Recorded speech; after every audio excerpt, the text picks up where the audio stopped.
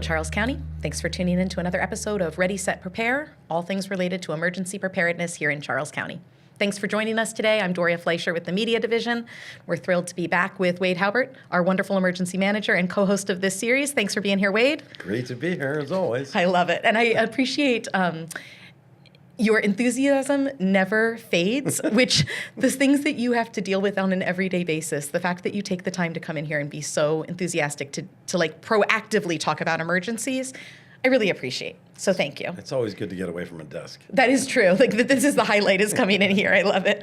Also joining us today is Mark Kaufmann, who is our Charles County Chief of Fire. Am I using that correctly? County Fire Chief? County Fire Chief, yep. Gotcha. For Thank the, you. My Volunteer apologies. Firemen's Association.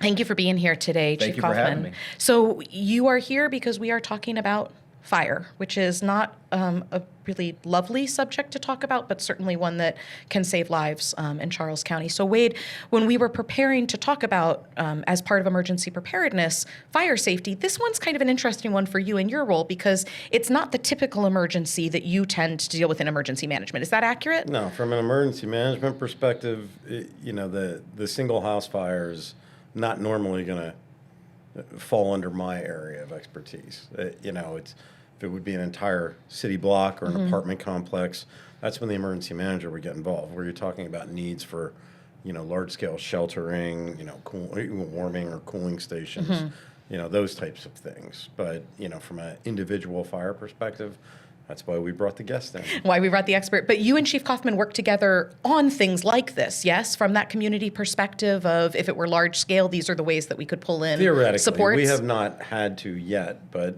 hopefully it'll stay. I was going to say, gotcha. Excellent. And Chief Kaufmann, tell us about your role in Charles County and what the county fire chief does, please. Yeah, so I'm elected amongst the 15 volunteer fire companies in Charles County, and that's the big thing to note is that the fire departments in Charles County are all volunteers. So everybody you see riding a fire truck in Charles County is not getting a paycheck. That doesn't mean that they're not paid somewhere else and they come back home and volunteer their time.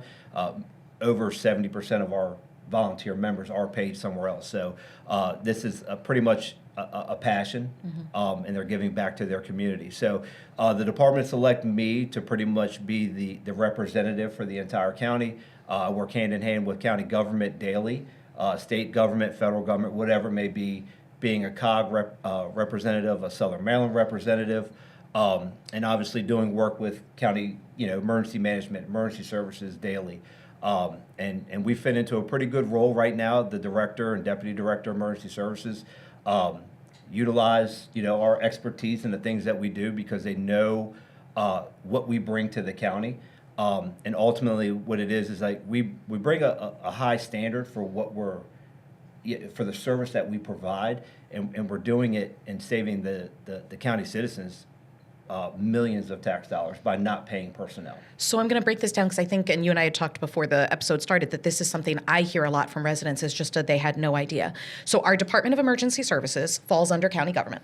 And we have through that paid paramedics and paid EMTs and paid hazmat that will respond when you call 911. Correct. However, if you call 911 because you need a fire truck or somebody who rides on a fire truck, correct, that is not part of emergency services and county government. That is a standalone, yes, volunteer only. Yes, correct. So, and obviously, we just don't respond to fires. I Right. mean, that's what everybody thinks. So we do run medical emergencies, car accidents. We run the hazmat calls. We also oversee the special operations discipline. So we have companies that are in charge of building collapse, trench rescues, rope rescues, water rescues. We're surrounded by a lot of water, the Wacomico, Potomac, Patuxent. We have fire and rescue boats stationed on the border, so that way we can respond appropriately to those incidents.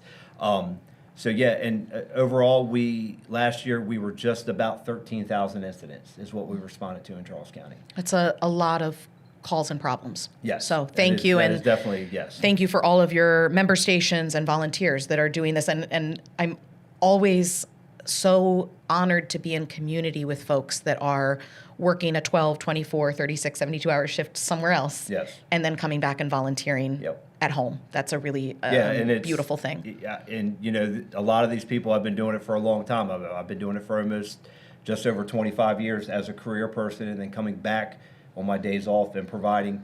and that was probably the biggest reason I wanted to take on this role. So I am a volunteer at La Plata, here in La Plata. I served as an officer there for years, and then I took on this role because if it wasn't for this volunteer system, we wouldn't be able to put some of these people in their career roles, right? So Right. we help advance them, and this is the volunteer system is what gave me the opportunity for my career and so on. And I wanted to make sure that we keep this, in place. We keep our members safe. We make sure that they go home because, like you said, I mean, they're doing it for free. And even though they're doing it for free, they take this job seriously, and they want to be able to go back home to their families. Yeah. Too, right? So, we've made several changes. The first fire department was formed in Charles County in 1929. So, A lot of changes. so we're now 3 years shy, and that was the La Plata Volunteer Fire Department. So we're now 3 years shy of 100 years of volunteer fire service in Charles County, Maryland. That's really amazing. Well, thank you for being both a responder and a leader in that. And I appreciate you giving the background because I think while we're here to talk specifically about house fires, it's always important for our residents to understand what the systems look like. And so much of Ready, Set, Prepare and what I think, Wade, I think you'd agree with me. So much of this is like knowing about the emergency stuff before it happens, because once we're in emergency mode, nobody's Nobody taking in knows, information. right, Nobody's yes, knowing, right? So yes, let's provide this education exactly. early. Okay.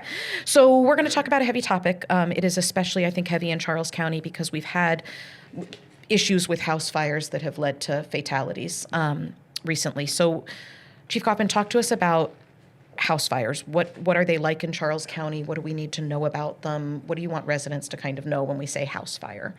Yeah, so obviously I think the most important thing is always try to prepare before the emergency, right? So, and the best way to prepare for that is smoke alarms in your residence. Okay. Maryland has a law, it's a 10-year smoke detector. We ask there to be one in every bedroom, every living space. The more the better. Okay. We'll never tell anybody no that you don't need them anywhere for that matter. Okay. And also that we partner with Emergency Management and Red Cross and the Maryland State Fire Marshal's Office, and we'll come out and put smoke detectors in. So if you're unable to afford them on your own, there's programs out there to make sure that we help keep you safe. And even if you are able to afford to buy a smoke detector and you need help installing it, we'll come out and do that too. Awesome. Every individual department is prepared to do that.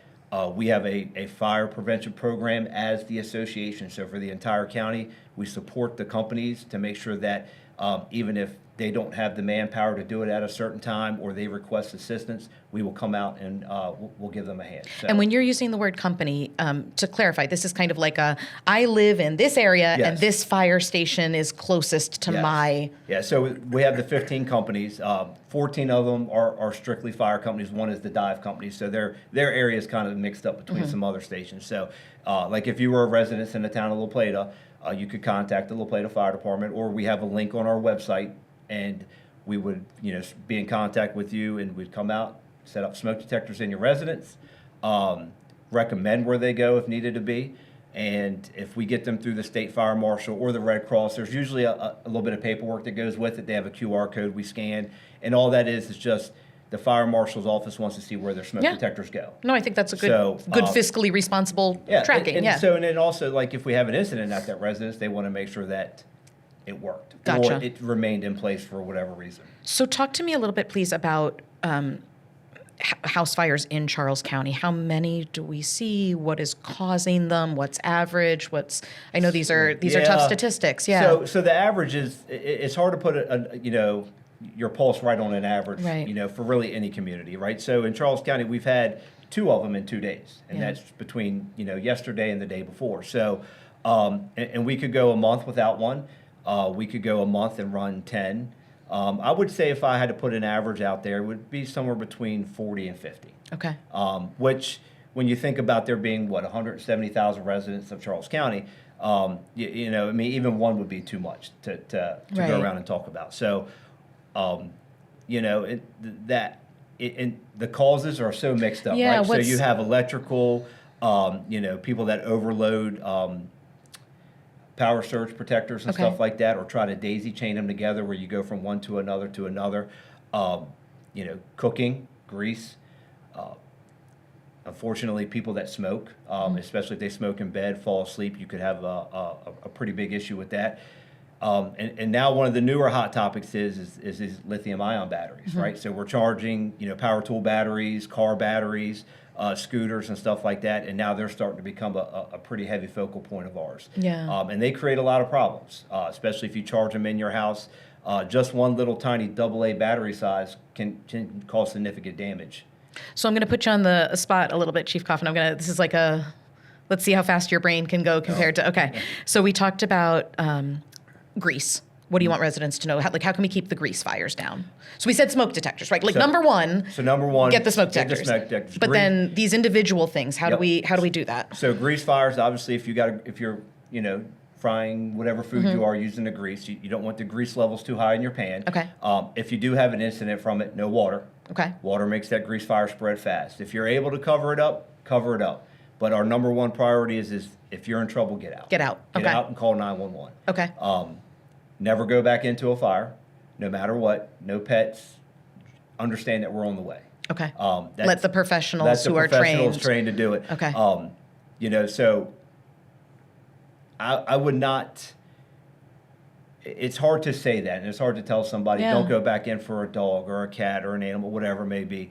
And those things hit home to a lot of people, right, including us as first responders, right? Yeah. So we're all animal lovers and everything what may be, but just understand your life is the priority, and that when we get there, we will do the best we can, and that's what we're there to do. Okay, so we've got the grease. Be careful when you're cooking in the first place. Cover it up. Don't put water on it, and get out. You talked about the overloaded outlets or power strips. So you said the daisy chain is what causes the problem, that when I start connecting this Power extension strip. cord to this. Okay. Yeah. So you have power strip to power strip, or now that we're in the wintertime, a lot of people will plug multiple space heaters into one, or try to advance one power strip to another so that they can have multiple space heaters in another room, and that will just overload, and it will, your breakers are meant to trip to prevent the fire from happening, but that doesn't always happen. So making sure that each device needs to have its own separate outlet. Is that the right word? I would say yes, outlet. You can tell the knowledge of my and especially like space heaters, right? Because we're all trying to we get those cold nights and we want to stay warm, add a little extra heat to our rooms. Keeping items away from that space heater, 10 feet away is the minimum you should have. 10 feet, okay. 10 feet. And then you had mentioned earlier when we were talking about carbon monoxide, and that we see that more in the winter also, which whether it's because somebody's sick from it or building fire, what do people need to know about heaters and devices that are creating that? So if you have an oil furnace, anything propane, natural gas in your house, anything that could create carbon monoxide, we obviously recommend you have a carbon monoxide detector as well. On top of the smoke detector, the double. Okay. And so they do have the double ones, and that's the other good thing with partnering with the Red Cross and the State Fire Marshal's offices. They offer those as well. Great. Because they see that carbon monoxide is, they call it the silent killer, which it is. And we do run plenty of gas leaks in Charles County. We run probably, for the fire department, gas leaks and CO calls are right up there with car accidents and everything else, and it's becoming a more with the more houses we're building and we're putting natural gas, it's a recipe for more disasters. So. Okay. Smoking in the house, any things? I mean, ideally you're not smoking in the house, but if you are, is there anything that we can do to make it safer? The rare people on oxygen, that does happen. Yeah. Did you see it in the movies and stuff? That actually does happen. It happens in Charles County. Yeah. So obviously, if you're an oxygen wearer, please don't smoke.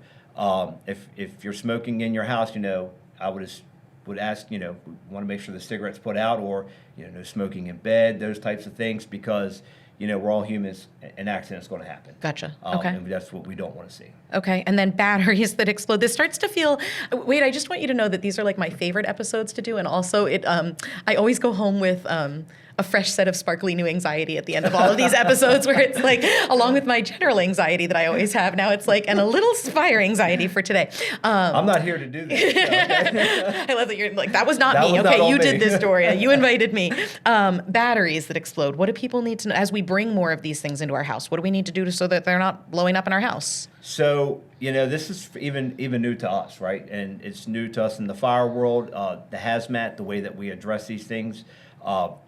I don't want to say there's not good guidance out there, because it's so evolving, right? And there's just so much, and they're actually changing the way they make these batteries now, from lithium ion to, I forget the new product name, I just read about it the other day, but, and there's really no telling what could happen. And, we're commonly seeing these, with power tools, leaf blowers, your drills, whatever it may be, and they're charging them in their garages. And the thing that's worrisome there is that even if you have a sprinkler at home, you don't have sprinklers in a garage because it's not climate controlled. So a contractor or a builder is not putting sprinklers anywhere that's not climate controlled. So and for instance, I mean, we have plenty of garage fires here started by that, and the sprinkler doesn't control that. So the number one takeaway for that is that if you have a fire in your garage, close the door from the garage to your house. That will stop the spread. Separate it out. Yep, Okay. separate it out. The garage will usually contain the fire for a good amount of time. The only caveat to that is that if you have an open void space above your garage, that's also not sprinklered. Okay. So if it's able to get through there, it will create more damage. So if there's like a second level that isn't like climate controlled. an attic space, Okay. or like a false window that you normally see in these Right. homes, the fire will spread up there. But if you close the door to your house, that door is rated to hold that fire. So I think, I'm circling all the way back to get smoke detectors, put them everywhere, including your everywhere. garage, put your carbon monoxide everywhere, including in your garage. But that also those little things we can do along the way to keep an eye, keep safe. Yeah. One of the things that you just mentioned that I want you to touch on, if you don't mind, is the idea of what keeps my house safe. And you had talked about that you see a lot on social media that I think my house is safe because it has sprinklers. I think my house is safe because it's a new construction. Somebody told me that. Talk to us about the kind of myths behind home safety. And I feel like that sounds very dark of like, my house is not actually safe, but I Yeah, want to make so, sure yeah. people know the truth. Yeah, so we obviously we're not scare nobody with that, right? Right. So Just me, just right. scaring me, No, it's we don't fine. want you to get panic about it. No, so your living spaces are sprinklered, right? Especially in Charles County, our new, I mean, it's not new; it's an old code that's been in place for a while now, and don't quote me on the year because I don't remember. Right. Sprinklers are required in the residence. They're not going to go where there's no climate control. So that's your attics, that's your garages. So when a fire occurs there's no sprinkler for that. Yeah. Yeah. So So not just because I have a sprinkler system does not mean my house is not going to catch fire and or burn. Correct. Okay. So, and if you think about the way fire travels, right? Smoke, heat, it all travels up. Yeah. So it's going to travel up through the garage. If it comes outside of the garage, it starts impinging the outside of the house, and it could impinge right into the attic. Now, if say your door's open to your house from the garage, and the fire does get into your house, your sprinkler system will control it at that But point. at that point, we're already We've created some damage, Right. But the At least fire, it's a contained. help. It will Okay. contain it. It will stop it to that point. And I don't want to say it's a myth, because the sprinklers will control the fire if your sprinkler system is working appropriately. But however, in those areas, just know, there's no sprinklers in those non-climate areas. So when I put on my elementary school teacher, teach this to the kid's brain, I think okay, step 1, let's try to prevent the fire in the first Yes, place. correct. Step 2, let's have the smoke detectors Yes. so that if there is a fire. Step 3, let's have the sprinklers. But these are all things that the first thing we really need to do is try to be safe about Yes. preventing it.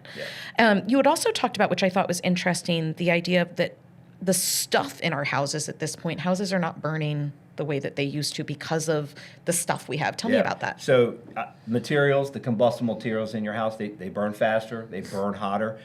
Constructions of homes, I mean, it's not a hidden secret. You drive down the road, you see the way the houses are built now.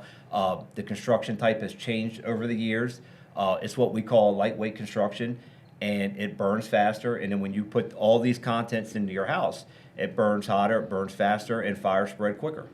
Gotcha. So being careful of, knowing that if a fire starts, Just know that it's going to move. It's going to move. Okay, Yeah. gotcha. Which is why when we go back a few minutes ago, get out. Yeah. Yeah. Get out, stay out, call for help right away, and we're coming. Okay, so that you gave me a great lead in. Talk to me about the calling for help and what somebody can expect when they call 911. Like, let's hope that nobody calls 911 today or Right. tomorrow or the rest of the year.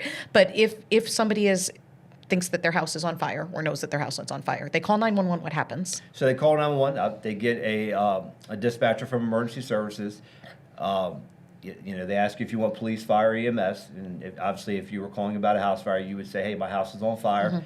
They would confirm your phone number and address, and they would ask you exactly what is happening. So if you called and said, "Hey, my kitchen is on fire," that's the initial note that goes in the call. At that very moment, the call is being dispatched for us to go. So somebody, a unit, what we call a vehicle with humans in it that know Yes. what to do Yes. is then starting on the call. Because I think one of the things that we hear a lot from residents is like, why do I have to stay on the phone? Why are Yes. you asking me so many questions? Just get me help. Yes. But it sounds like there's a Yeah. system. So there's a system in place. So within the first 30 seconds of that phone call, help is being dispatched to come your way. Okay, it started. It started. The Okay. whole process has started. And like you said, a lot of people get frustrated at that point because they're like, and our dispatchers are very good. They will usually say, help is on the way, but I'm going to ask you more questions. However, in a time of an emergency or Right. a panic, most people are not paying attention to that, and then they'll become frustrated and say, I don't understand why you're asking me all these questions. Right. But the questions they're asking, help us while we're responding to the call to prepare. Like maybe you forgot to mention that a kid is trapped in the house. Maybe you can give us the exact location of the fire or what started the fire so we know our best mode of attack. And it helps the whole process if we're able to get as much information before we get there. It saves us time when we get there. And of course, when we get on the scene, we have a process as well, right? So we try to meet with a homeowner. You'll always see the guy riding the front seat of the fire truck who's the officer of the fire truck. He gets out. The first thing he has to do a lap around the house. He has to identify if he sees anything like potential victims from the rear. We check for basements. We check to see if a basement is on fire. There's so many things that are occurring while guys are pulling hand lines, throwing ladders, preparing to enter the residence. It's really well choreographed, and to most people that watch that don't know looks slow it and looks yeah. different, and Just help. yeah, right. They're just thinking like, why aren't you just running into my house, Right. right? So we're setting the stage for us to be successful, and it's not what you see on TV. Right. It's not the Memphis 911 shows or whatever's out there now. The Boston fires. It's not like that. Right. When you enter into these structures, it's dark. You can't see anything. So anytime we can get as much information about where a fire is, or even if there's potential victims, it helps us try to get to them a lot faster. Awesome. Thank you for that information. All right. So we've talked about the prevention. We've talked about the what to do in kind of different ways to keep it safe, or that if it does happen, what to expect. I'd love to, I'm going to put you on the spot again. You had mentioned, I'm trying to be very delicate so I don't call anybody out. You had mentioned that sometimes there's frustration from you, from other first responders, when you can see comments on social media with people kind of having their opinions or Sure, judgments yeah. before the fact. What would you like people to know instead of posting on Facebook next door, Instagram? Like, what are the comments you see that you're like, oh, that's not helpful, or that's not true? So yes, everybody's judgmental, and everybody Yeah. has a right to an opinion, right? And I think that's why it's important for everybody to kind of better educate themselves on what they really know, right? Like we talked Yeah. about the dispatch process. Like they're not just asking questions to waste your time.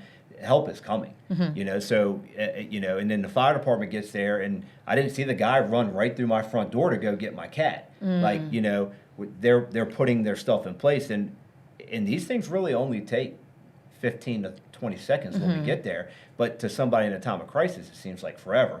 So, of course, one person tells another person and vice versa, whatever it may be. And then people start getting on social media, making comments, asking questions. And we always encourage questions. We Right. want to educate the public. We want to educate everybody. That's kind of been one of our main things over the last few years, and which is why I'm very glad that you guys invited me here today. Yeah. Was that, anything that we can do to better educate somebody, no matter what it is, from planning to our response to our recovery efforts, whatever it may be, we want to make sure, we're as transparent as possible. And that people know about it before, because like you Correct. said, once it's an emergency, nobody's thinking clearly. Nobody's thinking. Yeah. And unfortunately, over the years, we learned to process that differently than other people, and I think that's what makes us different. And everybody knows that, right? And it's better that the community knows, right? And the biggest thing to that is we're community members as well. So while we know it's affecting you as community members, it also does really affect us as well. Yeah. So, especially when our volunteers, you're volunteering at a station Yes. close to your own right, and you're community. talking about volunteers that respond to their family homes, Yeah. their friends' homes, and they're. Yeah, I don't want to say we feel a certain level of guilt when we go there as well, but we're just as compassionate that we carry some of that with them to make sure that they're able to get through their emergency or whatever it may be. So yes, we're community members as well.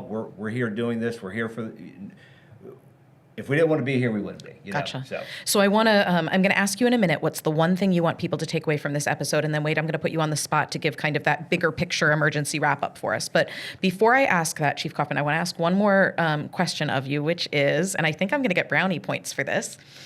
Chief Kaufmann, if somebody's listening to this episode, we hope that they're like getting the information to keep themselves and their neighbors and their house safe. But there also might be somebody listening or watching going, wow, I want to be like Chief Kaufmann. I want to support my community. I want to keep people safe. How would somebody be involved and do the work that you do? Well, so if we take all the help too, right? So it's not just operational. If crawling down the dark hallways and running the car accidents isn't your thing, we take administrative support too, right? So we're managing every aspect of this, the fire tax money that we get from the county and everything. So we take all the help we can get. And if you want to give back, if you want to help, we have a recruitment and retention officer in the county. You can visit the website at ccvfireems.org. Or if you live close to a firehouse and you want to go help that firehouse, go knock on the door. Knock on the door, jump on social media, message them. You can message us on social media. There's dozens of ways to reach out to us. We have application processes that you go through to get voted into the departments. Every department has their own chain of command within it, right? So they have a president, a chief, board of directors. They're all governed that way. They all have memberships. You're going to walk into a building with people who are there probably for the same reason you will be there to do it, to give back to your community. Awesome. Well, I hope you get some good recruitment from this. Yeah, thank you. Yeah, thank you. Some brownie points. I appreciate it. All right. Chief Kaufmann, tell us the one thing that people watching or listening, if they can remember one thing from this episode, and thank you. You've given us a lot. But the one thing you want people to take away, what would it be? So for me, if you can't afford smoke detectors, if you don't have them, call us. Okay. Call us. Let's just get smoke detectors in every space possible. Yep, that and carbon monoxide detectors. Okay. I don't want to leave that out. No, either, right? So I mean that's another yeah. bit. Call us. I don't want to say we have an endless supply, but when our supply runs low, we get in touch with the Red Cross, we get in touch with State Fire Marshal. That's what they're there for. They're there to support us in that matter, and we're there to support the citizens. So love it. We're here to help. Awesome. Thank you. Yes, ma'am. Wade, talk to us like you've heard all of this come in. None of this is new to you, and you've worn so many different hats in your career, from first responder to emergency planner. What's the thing that, regardless of the role you've been in your career, what's the thing that you like, if I could only get this in people's head, because so much of your job is education and planning before. What's the one thing you hoped that our watchers and listeners take away from this? And again, in keeping with the theme of preparedness that we've tried to do throughout this entire series, I think it piggybacks off of what Mark said, is the education component. Educate yourself. It's not what you see on TV.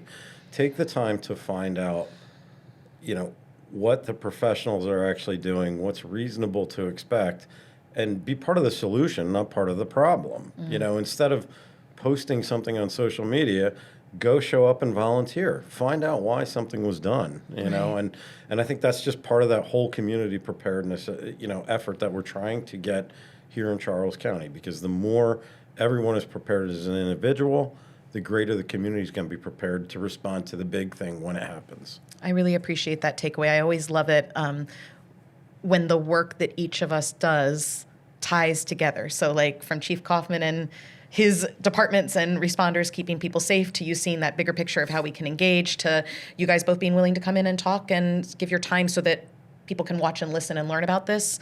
That's what makes a community strong. So thank you both so much for being here today. Yeah, I also just want to throw out there, Chief Kaufmann, you said something like, we love the opportunity to do stuff like this, so don't worry. We've got other episodes that will, I don't know if you know that water safety coming up in the summer months, we've already tagged you in for. I don't think anybody told you that, so surprise. So you could tag me in, but I got some good experts Exactly. on that one too. Yep. So. We want you to bring, you'd mentioned the dive Yes. rescue team. Like we want you to bring in your folks so that everybody can be educated. We would love to be a part of it. That is definitely one of the biggest components that we've been trying to do over the last at least 5 years, is better educate, and like Wade said, it's a community thing at that point. Love it. So that sounds like a solid commitment to me, Wade. Do you agree with that? You should film it from the boat. I was going to say, like, Doria. we could definitely go out If there. the cameras come out, we'll take you out. I love We'll it. show you I love a everything. good day in the water in Charles County when it's safe. Thank you so much for being here. Wade Haubert, our emergency planner, thank you so much for being here. And Mark Kaufmann, our county fire chief, thank you so much for joining us today. And thank you, of course, Charles County, for tuning in. We hope that house fires are not something that we experience in Charles County, but we do know that they happen, and we want you to be as safe as possible in helping prevent them and knowing what to expect if it happens to you or a neighbor. We hope you'll continue to listen for new content coming up in the new year on Ready, Set, Prepare. There's also old episodes you can go back and watch and listen to. And most importantly, Charles County, take care, stay safe, and stay engaged. Thanks for listening. If you like this podcast and want to hear more, search Charles County Government on Apple Podcasts, Spotify, or wherever you get your podcasts. And be sure to like and subscribe. We're also available on YouTube. Search Charles County Commissioners. And stay connected for all county news, information, and programs by visiting www.charlescountymd.gov/stay connected.